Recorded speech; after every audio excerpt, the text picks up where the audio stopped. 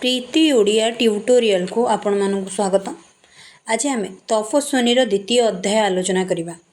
प्रथम अध्याय रे आमे किछिकांश आलोचना करि सारिथिले आ बाकी किछिकांश आमे द्वितीय अध्याय रे आलोचना करवा। आसंतु तपस्विनीर पत्र जहाँ सीतांक आख्यारे कुहा जायथिबा एक पद्यावली जहाकू गंगाधर मेहर रचना करथिले तार तृतीय पदरु आमे आज आलोचना करवा। कौन देइछे तपस्विनी बा सीतांकर आख्यानित कविता को एथिरे वर्णना करा जायछि। तो रामचंद्र को पाया पई सीता वाल्मीकि आश्रम रे तपस्विनी हिसाब रे रहुथिबा समयर घटनावली को गंगाधर मेहर एथिरे वर्णना करिसंते।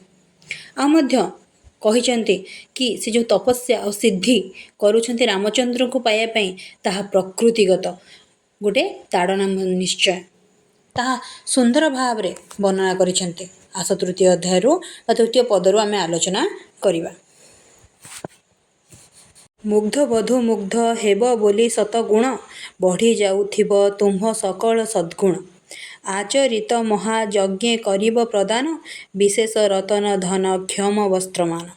जार अर्थ हेउची मुग्ध तमे नवबामा बा अश्वमेध यज्ञ नुआ स्त्री धारण करिथिबारु तुमर जो गुण गारिमा बा व्यक्तित्व समस्त प्रजा पाखरे बढ़ी जाउथबो सहत गुण बा शह गुण तमर बड़ीमा बढ़ी जाउथबा कथा एथिरे सीता कहिचंती रामचंद्र को बढ़ी जाउथबो तुम सकल सद्गुण तमर जतिकी सद्गुण थिला बा रामचंद्रंकर जतिकी सद्गुण थिला ताहा दुई गुण हे जाउथबो के मानक पाखरे ना प्रजा मानक पाखरे आचरिते महायज्ञ करिब प्रदान अशेष रतन धन क्षम वस्त्रमान। आचरित अर्थ जो महायज्ञ तमे आयोजन करिछ महायज्ञ अर्थ कौन जो रामचंद्र जो अश्वमेध यज्ञ कथा एथिरे कुहाउछंती से अश्वमेध यज्ञ कथा एथिरे वर्णना करिछंती सीता कि जो यज्ञ तमे आयोजन करिछ से यज्ञ रे तमे केते धन रत्न दान करुथिबो बा के मानकु ना यज्ञर नियम हेउची दान करिबा से यज्ञर नियम हेउची बा कोनोसी ना कोनोसी यज्ञर नियम हेउची दान देबा से रामचंद्र मध्य प्रजा मानकु बा ब्राह्मण मानकु दान देउथिबे धनर दान रत्नर दान से दान कथा एथिरे सीता वर्णना करिसंती आ कहउचंती अशेष बहु गुड़िए रत्न धन संपत्ति भूमि गो सब किछि कौन करथुबे ना दान सदृश देउथिबे। क्षम वस्त्रमान क्षमर अर्थ हेउची पाट वस्त्र ताहा मध्य दान सदृश रामचंद्रଙ୍କ हातरे बंटन कार्य हेउथबो बोली एथिरे सीता कहिचंते। सिद्धि काम हेब तही अर्थ समुदाय मो मानसे भिक्षा एक होइछि उदय एछार भिक्षारे नाथ नहेब कृपण दया रत्न मय दान बारिधि आपण। अर्थ सीता एठी रामचंद्र को कहउचंती सिद्धि काम तही अर्थी समुदाय अर्थ कामर सिद्धि तम यज्ञ को मिलू किंतु मो मानसे मो मन मानसे अर्थ मनरे भिक्षा एक होइछि उदय तमे एते जन को दान सदृश सब किछि देई दउछ मो सामान्य गोटे भिक्षारुणी तपस्विनी मो मनरे कौन होइछि गोटे सामान्य भिक्षा उत्पन्न होइछि बा से भिक्षाटी मो आपनक पाखरु मागिबा पई चाहूछि एछार भिक्षारे नाथ नहेब कृपण ए सामान्य भिक्षारे तमे कृपण हेब नाही बा कुंठित करिब नाही दबा पई सामान्य भिक्षारुणी की ए सामान्य भिक्षा टिकक देबा पई तमे कोन करिब नाही कुंठित करिब नाही।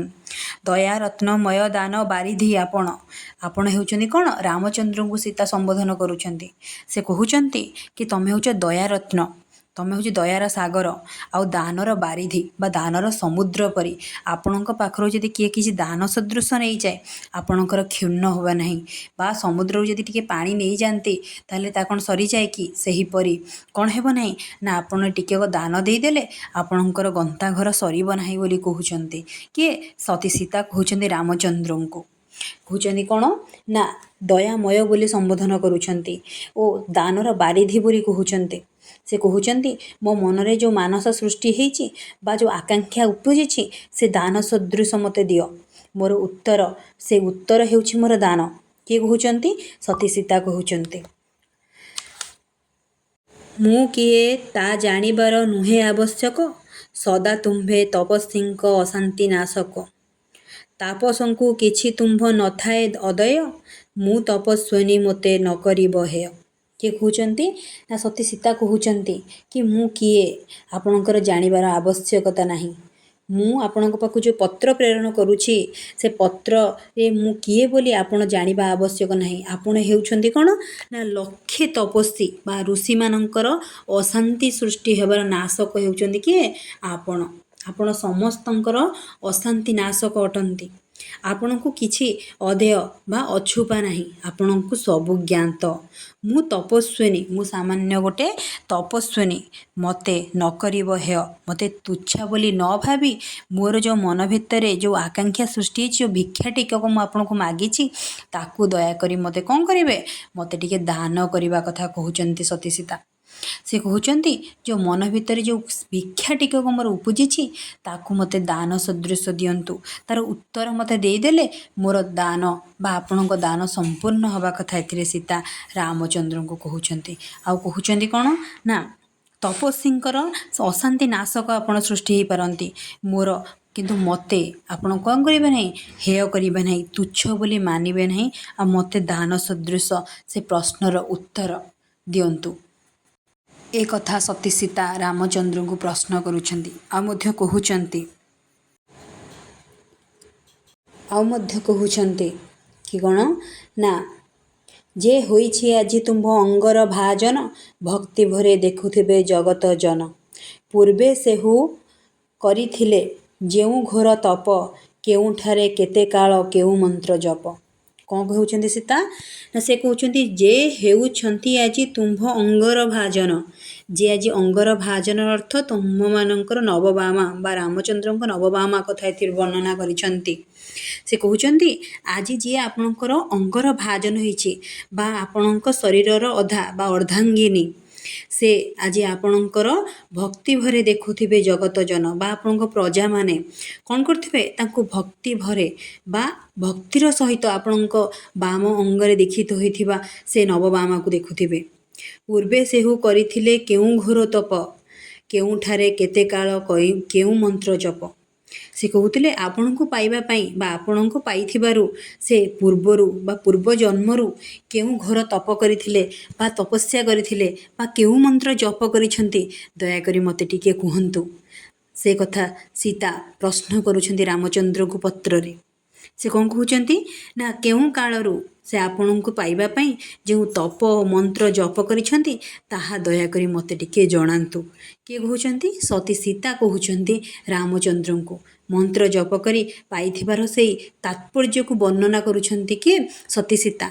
ମୁଁ ଆପଣଙ୍କୁ ବିବାହ କରି ଆପଣଙ୍କ ପାଖରୁ ଦୂର ହେଇଯାଇଛି, କିନ୍ତୁ ସେ ଏମିତି କ'ଣ ତପ କରିଛନ୍ତି ଯେ ଆପଣଙ୍କୁ ସ୍ୱାମୀ ସଦୃଶ ପାଇ ଆପଣଙ୍କ ବାମ ଅଙ୍ଗରେ ଦୀକ୍ଷିତ ହୋଇଛନ୍ତି ମହାଯଜ୍ଞ ଅଶ୍ୱମେଧରେ।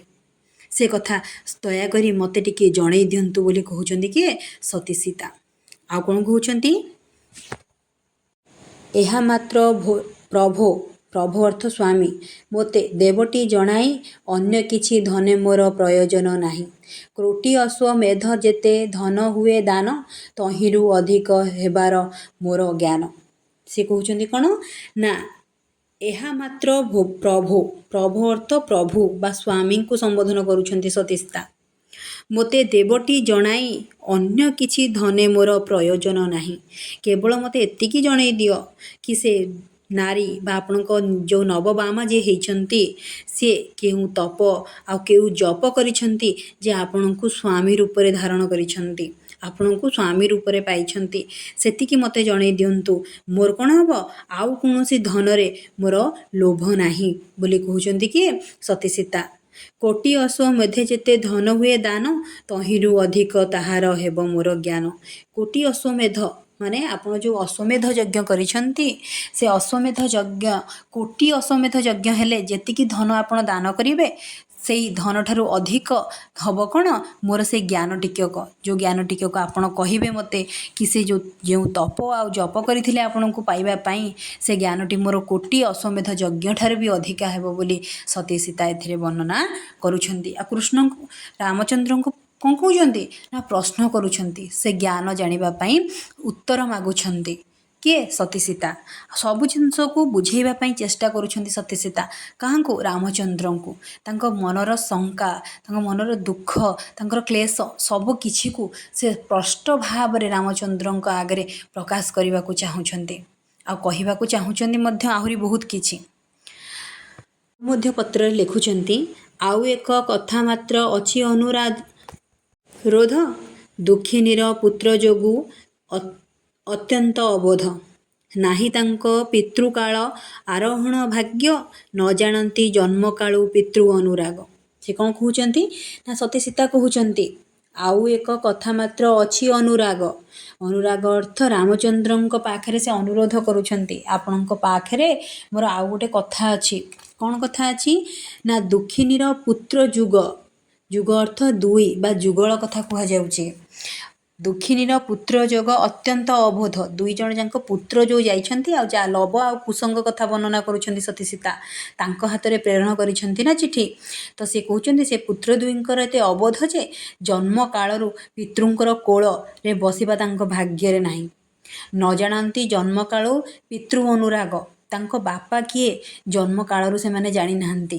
ସେମାନେ ହେଉଛନ୍ତି ଅବୋଧ ନିର୍ବୋଧ ବାଳକ ଦୁଇ ଜଣ। ଆଉ ତାଙ୍କୁ ଜାଣିବା ଆପଣଙ୍କର ଆବଶ୍ୟକ ନାହିଁ। ତାଙ୍କ ହାତରେ ଯେଉଁ ପତ୍ର ପ୍ରେରଣ କରାଯାଇଛି ତା ବିଷୟରେ ବର୍ଣ୍ଣନା କରୁଛନ୍ତି କିଏ ନା ସତୀ ସୀତା। ସେ କହୁଛନ୍ତି ତାଙ୍କର ଦୁଇ ପୁତ୍ରଙ୍କ ବିଷୟରେ, ଲବ ଆଉ କୁଶ। ଆଉ ମଧ୍ୟ କହୁଛନ୍ତି ସେ ଦୁଇ ଜଣ ଯାକ ଜୀବନର ସବୁ କାଳରେ ପିତାଙ୍କର ସ୍ନେହ ଭାଜନ ହୋଇଛନ୍ତି, ସ୍ନେହରୁ ବଞ୍ଚିତ ହୋଇଛନ୍ତି। ସେମାନଙ୍କର ପିତୃକୋଳ ତାଙ୍କ ଭାଗ୍ୟରେ ଲେଖା ନାହିଁ, କି ସେମାନେ ଜାଣିନାହାନ୍ତି ତାଙ୍କର ପିତୃ କିଏ। ଆଉ ଜନ୍ମକାଳରୁ ସେ ତାଙ୍କ କୋଳରେ ବସିବା ତ କଥା, ତାଙ୍କର ନାମ ମଧ୍ୟ ଜାଣିନାହାନ୍ତି। ଆଜି ଯିଏ ଆପଣଙ୍କ ଅଶ୍ୱମେଧ ଯଜ୍ଞକୁ ଏ ପତ୍ର ନେଇ ଯାଇଛନ୍ତି, ସେ ଆପଣଙ୍କର ପୁତ୍ର ହୋଇଥିବେ ବୋଲି ଆପଣ ଜାଣିଛନ୍ତି କି? ଏକଥା ମଧ୍ୟ ପ୍ରଶ୍ନ କରୁଛନ୍ତି କିଏ? ସତୀ ସୀତା। ତାଙ୍କର ସମସ୍ତ ଦୁଃଖକୁ ସେ ତାଙ୍କ ପତ୍ର ମାଧ୍ୟମରେ ପ୍ରେରଣ କରୁଛନ୍ତି। କାହା ପାଖକୁ? ନା ରାମଚନ୍ଦ୍ରଙ୍କ ପାଖକୁ। ଆଉ ନେକ୍ସଟ ଭିଡ଼ିଓରେ ଆଉ କିଛି କାଂଶ ଆମ୍ଭେମାନେ ଆଲୋଚନା କରିବା। ଆଜିର ଭିଡ଼ିଓରେ ଏତିକି। ଯଦି ଆପଣଙ୍କର କିଛି ଶବ୍ଦର ମାନେ ଜାଣିବାର ଅଛି କିମ୍ବା ଆପଣଙ୍କର ଆଉ କିଛି ପ୍ରଶ୍ନ ପଚାରିବାର ଅଛି, ଦୟାକରି କମେଣ୍ଟ ବକ୍ସରେ ଜଣାନ୍ତୁ। ଭିଡ଼ିଓଟିକୁ ଲାଇକ୍ ଆଣ୍ଡ ସବସ୍କ୍ରାଇବ୍ କରନ୍ତୁ।